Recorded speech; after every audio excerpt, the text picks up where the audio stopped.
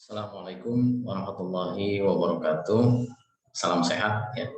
Alhamdulillah, puji syukur kehadirat Allah Subhanahu wa taala. Hari ini kita di pertemuan keempat ya.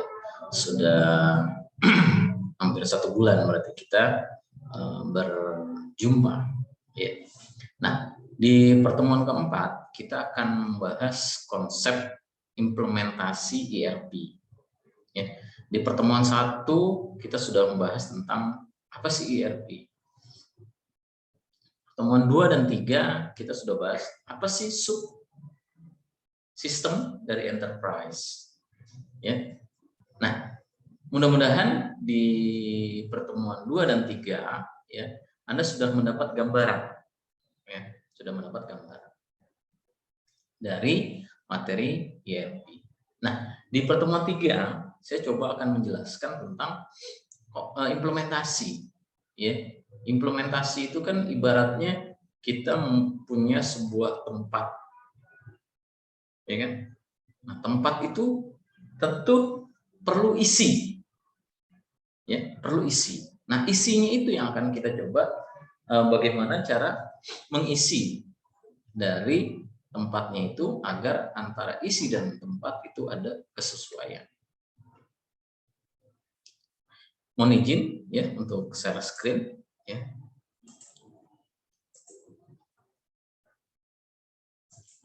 Di pertemuan 2 ya, kita sudah bahas tentang procurement, sales and distribution, finance and accounting, inventory. Di pertemuan 3 kita bahas tentang produksi dan operasi, customer relationship management, dan sumber daya manusia. Nah, implementasi di dalam ERP itu seperti apa? Yang namanya implementasi itu kan mempunyai makna penerapan, ya, penerapan dari konsep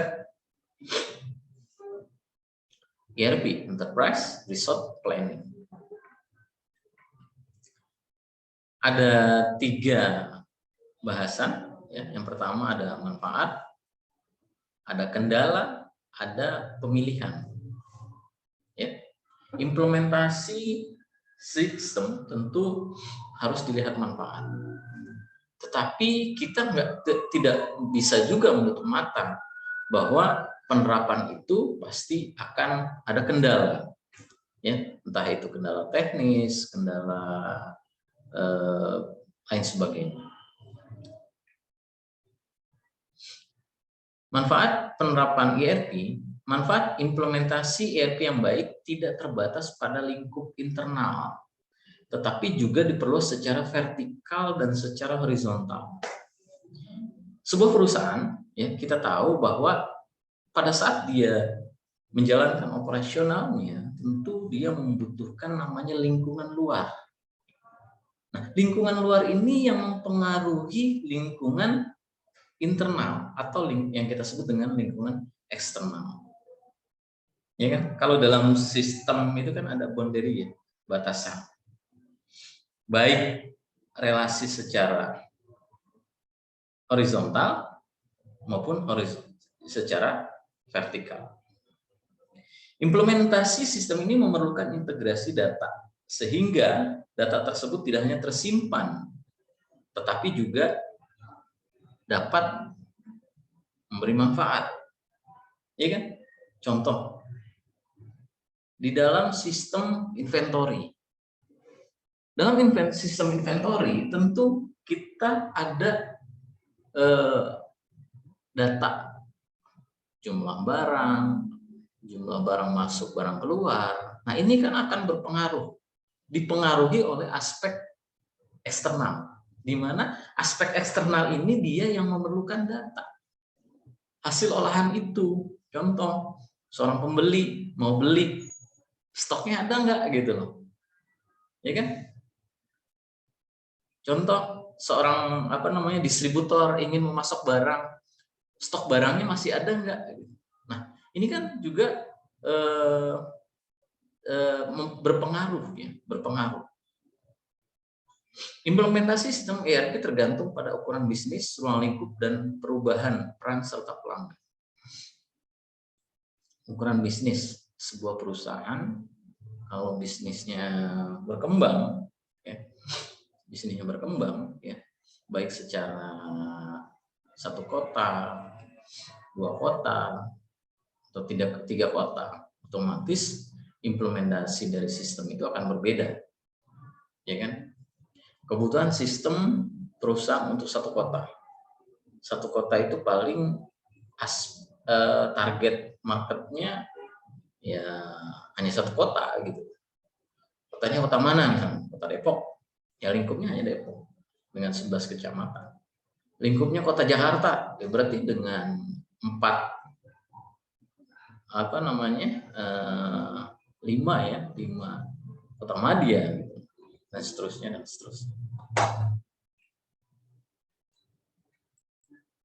Manfaat besar ERP ditawarkan dalam bentuk COTS, Commercial of the Self, yaitu solusi bisnis berupa paket aplikasi terpadu yang dikelompokkan berdasarkan proses bisnis, fungsi, dan industri. Aplikasi itu kan diimplementasi berdasarkan kemampuan dari si perusahaan atau organisasi. Kalau perusahaan mampu untuk mengimplementasikan keseluruhan aspek, itu sangat bagus. Tapi kalau perusahaan hanya mampu dari 1-2 sisi aspek saja gitu, ya nggak masalah juga. Mungkin prioritasnya di situ, mungkin akan secara bertahap. Paket COTS pada umumnya memuat 3 elemen. Pertama, data yang bersumber daya terintegrasi untuk seluruh perusahaan. Entry data hanya dilakukan 1 kali. Nah, ini disebut dengan data master. Ya kan? Sumber daya. Kalau data master, data itu kan ada 2 ya. Ada yang disebut dengan data master, ada yang disebut dengan data transaksi. Kalau data transaksi dia akan berubah, tapi sumber datanya itu dia tidak akan berubah gitu. Yang berubah paling jumlah pengembangan, ya kan? Contoh, data karyawan, data gaji, data item barang, data produksi, ya kan? Itu paling hanya 1 kali. Integrasi yaitu mengolah, menyimpan, dan memindahkan data menggunakan 1 paket software. Softwarenya apa namanya? Ada yang namanya sistem informasi rumah sakit, ada yang namanya sistem inventory, ada yang namanya sistem akademik, ada yang namanya sistem penjualan. Itu semua dalam satu sistem informasi rumah sakit dalam 1 data. Nah, sistem informasi rumah sakit ada subsistemnya, pendaftaran pasien, rawat inap, rawat jalan, dokter, karyawan, apotek, dan lain sebagainya. Fungsionalitas modul yaitu proses menentukan interaksi program dengan basis data. Program adalah interface, di mana dia yang akan melakukan yang berhadapan langsung dengan end user. Nah, end user inilah yang akan menginput data. CUCRUD, create, read, update, delete. Ya, basis data adalah database. Ya kan? Database itu pasti sebuah sistem itu memerlukan database. Untuk apa? Untuk menyimpan secara permanen. Migrasi data, yang langkah strategis dalam migrasi, pertama mengidentifikasi data, menentukan waktu, membuat template, menentukan alat, memutuskan persiapan, menentukan pengarsipan. Yang namanya data mungkin ya, ada yang berbasis file, ada juga data yang berbasis arsip. Apakah diperbolehkan Pak berbasis arsip? Arsip itu maksudnya cetakan gitu ya. Boleh. Atau Anda mengarsipkan dalam bentuk filenya itu banyak file, tidak hanya satu file. Ya. Terus ada kendala. Kendala di sini biasanya bahasa dan perubahan model hard copy menjadi model display. Bahasa itu kalau kita membuat software itu kita gunakan bahasa standar. Kalau kita gunakan bahasa Indonesia berarti bahasa Indonesia yang EYD gitu. Bukan bahasa Indonesia versi Jakarta, bahasa Indonesia versi Melayu, bahasa Indonesia versi mana gitu. Enggak, yang EYD. Terminologi istilah yang sama sehingga istilah yang digunakan harus dirubah dalam istilah ERP.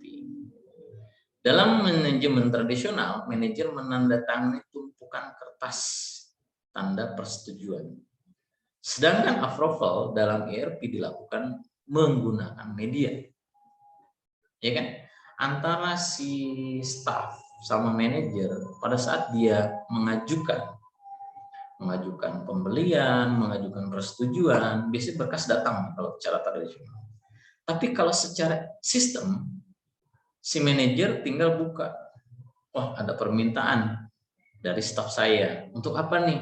Nah, kalau memang dalam koridor sistem, dalam koridor pekerjaan, maka dia harus segera melakukan approve. Untuk apa? Agar prosesnya itu berjalan. Kalau diajukan tapi nggak di-approve oleh manajernya, ya percuma juga. Manajernya lebih senang secara manual, tanda tangan, gitu. Ya percuma juga implementasi aplikasi. Ya, kendala. Kendala lainnya adalah budaya. Implementasi ERP yang berbasis penggunaan teknologi menuntut perubahan-perubahan yang harus dilakukan karyawan, diantaranya harus aware terhadap penggunaan software. Ya kan? Nah, pengembangan software ini luar biasa. Ya, dari dulu saya waktu sering membuat project dari yang berbasis standalone, ya, sekarang berkembang luar biasa sampai berbasis mobile. Nah, kita sebagai karyawan atau nanti end user yang akan menggunakan implementasi ERP ini dituntut untuk update gitu loh. Update penggunaan, update teknis gitu kan. Agar apa? Penyesuaian kinerja dan berjalannya sistem ini akan tercapai targetnya. Kalau tidak update ya mungkin Anda juga akan kesulitan juga gitu. Wah, saya terbiasa dengan secara tradisional gitu, pakai kertas, ya nggak usah juga mikirin konsep IT. Yang ketiga adalah aspek politik, ya, politik di negara kita luar biasa, ya, dari ada dulu era Orde Baru, era Orde Lama, Orde Baru, era Reformasi dan lain sebagainya. Nah, ini juga akan bisa menjadi kendala. Kendala apa? Harga fluktuatif. Kenapa? Karena standar penjualan hardware, software itu adalah dolar. Sehingga, wah, dulu beli software murah nggak semahal sekarang gitu ya. Nah, sekarang ya tergantung karena standarnya adalah standar pemasaran dunia itu apa gitu. Ya. Pemilihan sistem ERP. Proses pemilihan ERP sebaiknya dilakukan dengan melalui tahap analisa. Analisa itu luar biasa. Analisa karena apa? Nah, Anda sebagai mahasiswa IT, ya, makanya saya di awal perkuliahan kemarin menegaskan bahwa kemarin pada saat Anda kuliah D3, aspeknya adalah aspek Anda belajar langsung praktek gitu loh.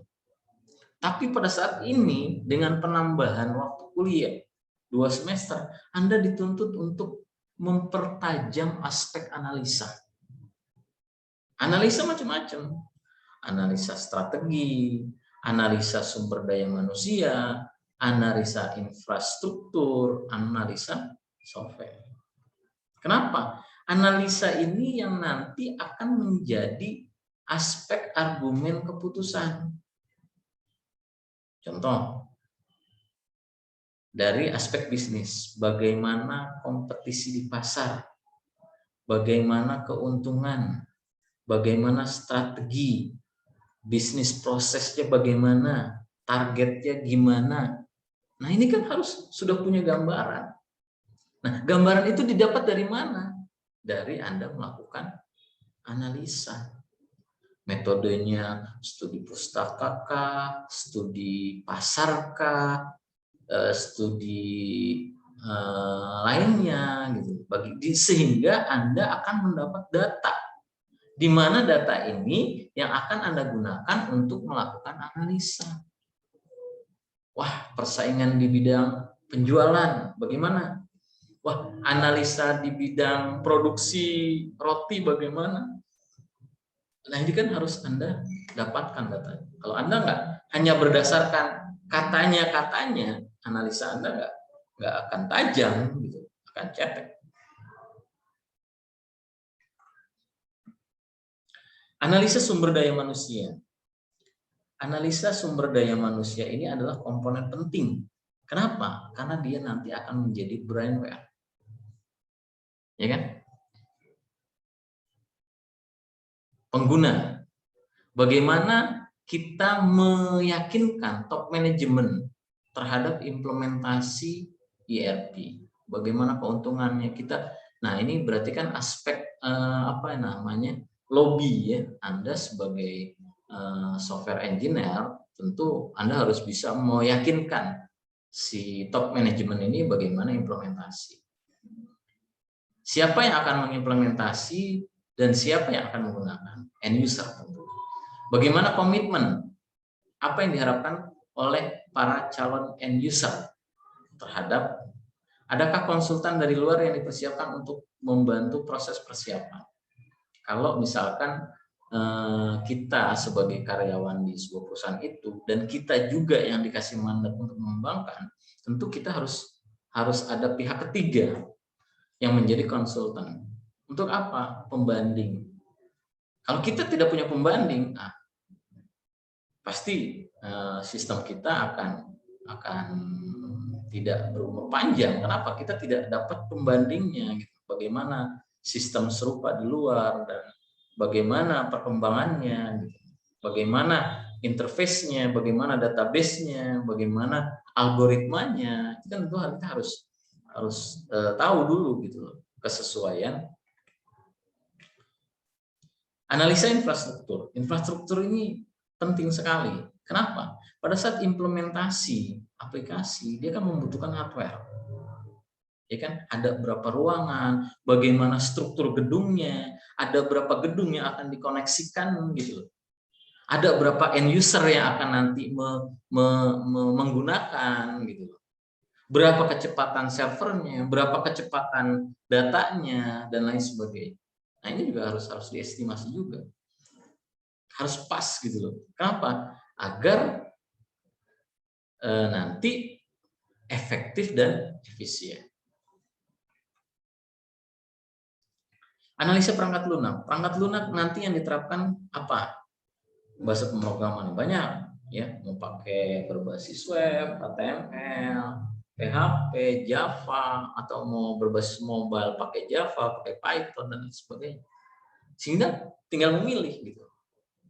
Kita sumber dayanya gimana? Mendukung nggak pembuatan dengan software A gitu?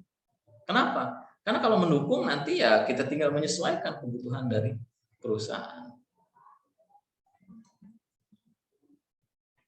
Penerapan ERP pada perusahaan akan mendukung pencapaian keberhasilan perusahaan. Ya. Penerapan didukung oleh 4 komponen teknologi: humanware, technoware, organware, dan infoware. Secara garis umum 3 pendekatan, 1 paket software utuh. Ya. Kalau bisa lah yang license. Kita mau pakai siapa nih? mau pakai iOS, mau pakai Windows, mau pakai Linux, ya kita dapat utuh gitu. Kenapa? Karena kita nanti pada saat membangun aplikasi itu bisa pas gitu, sesuai. Kombinasi dengan paket software, ya, kustomisasi, ya, membuat paket sendiri, ya, bisa juga, ya kan, misalkan paket sistem informasi keuangan, ya kan, pakai Mayop. Tapi karena Mayop, karena aplikasi keuangannya terbatas, kebutuhan kita hanya sedikit, sedangkan aplikasi yang dari luar itu besar dan mahal, kan kita bisa.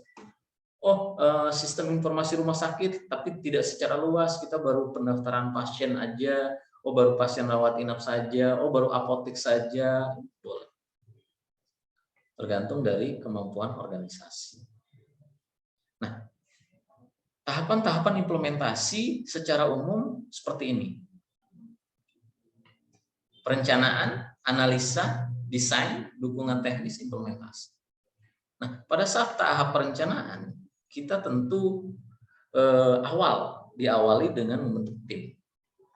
Tim ini yang akan membuat, ya, tim ini yang akan menyusun strategi, tim ini yang akan melakukan uji kelayakan, ya kan.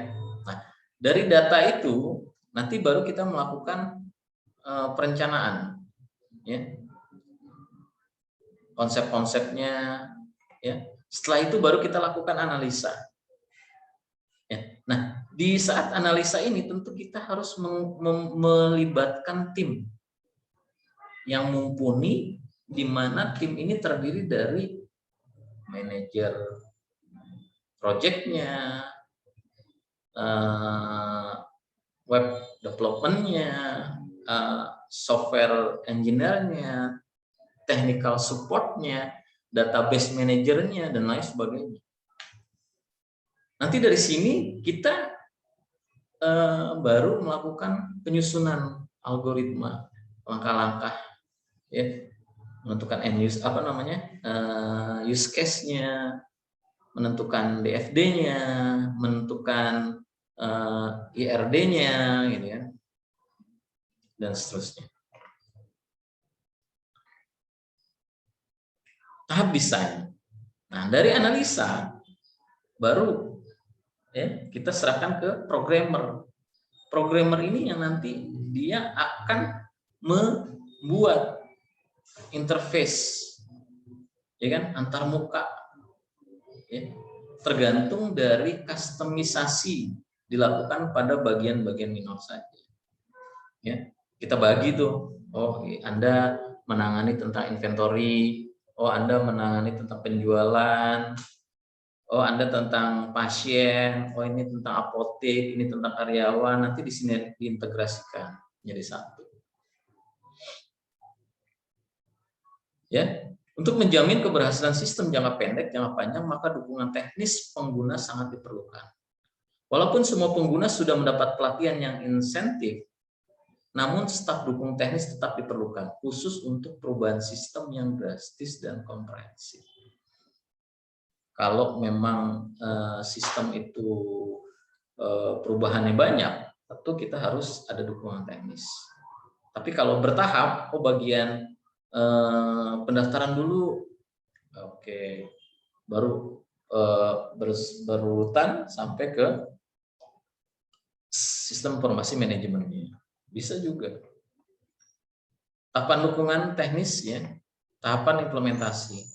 Setelah perusahaan menentukan paket software dan dilakukan kustomisasi dan dilakukan konstruksi, ya, maka program sudah dirancang diterapkan per modul. Pembelian saja, inventory saja, pembelian saja, baru diintegrasikan. Ya. Tapi jangan lupa setelah keseluruhan kita buat prototipe dulu secara keseluruhan, ya, baru kita biasa kita lakukan implementasi, mungkin dengan black box testing, gitu kan.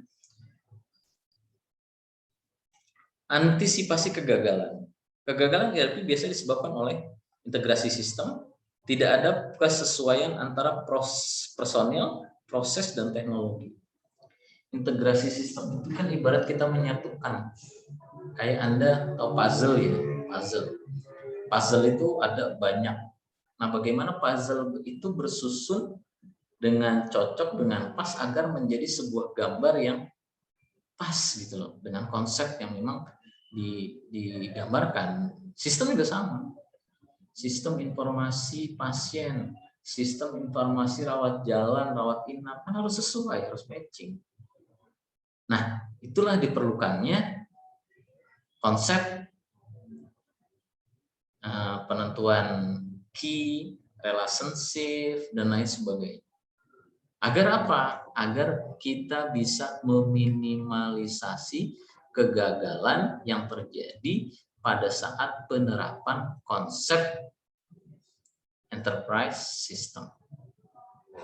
Ya, itu mungkin 3 hal ya yang kita diskusikan di pertemuan keempat ini ya, dari pembahasan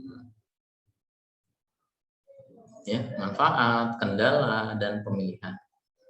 Ya, kalau ada pertanyaan silahkan ya, kita gunakan kanal-kanal diskusi yang kita biasa gunakan, baik grup WA, baik e-learning ya, atau by email. Ya, itu saja mungkin dari saya. Kurang lebihnya mohon maaf. Mudah-mudahan apa yang saya jelaskan bisa menambah pemahaman Anda tentang materi ERP. Wassalamualaikum warahmatullahi wabarakatuh.